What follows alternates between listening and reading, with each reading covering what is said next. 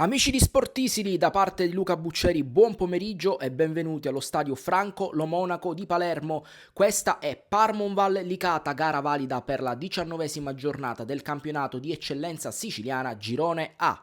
Viglianisi, pallone verso la Piana che prova a metterla al centro dove c'è Manfrè, non arriva, allora c'è Palmisano al centro! Manca il tap-in Manfrè col pallone che gli scappa in mezzo alle gambe. Russo e Correa, qui attenzione alla barriera, riesce a contrastare il pallone poi rimesso al centro verso Correa e la fa sua Valenti.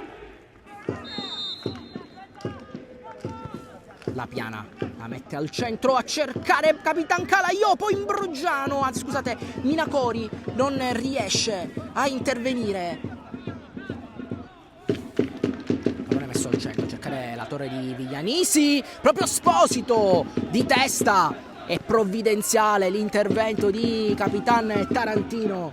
Ancora Esposito, Brugnone, Manfrè, pallone verso Palmisano, lo stop, il tiro, la palla resta lì, ancora Esposito, finta, va giù sul contrasto con Costamagna, ma non c'è nulla.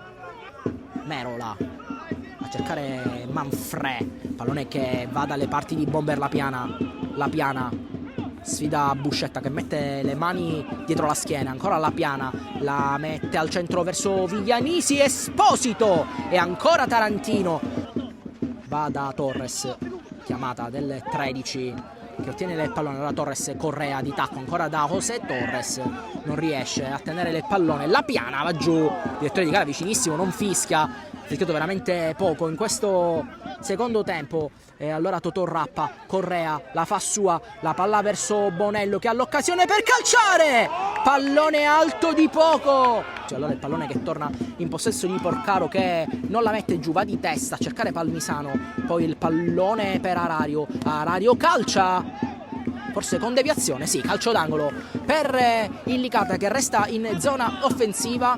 La Piana pronto a metterla al centro, tanto movimento in area di rigore, pallone messo lì, allontana la difesa della Parmonval, poi Esposito al volo e pallone che termina fuori.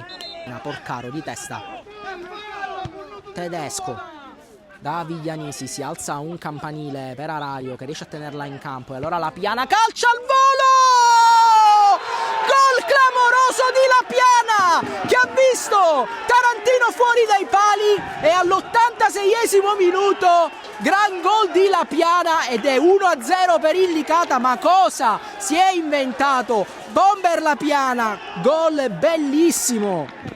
Tedesco bravissimo in questo caso, José Torres a resistere, ancora José Torres, sale José Torres, contrasto con Tedesco, ancora José Torres calcia, pallone facile preda di Mazzola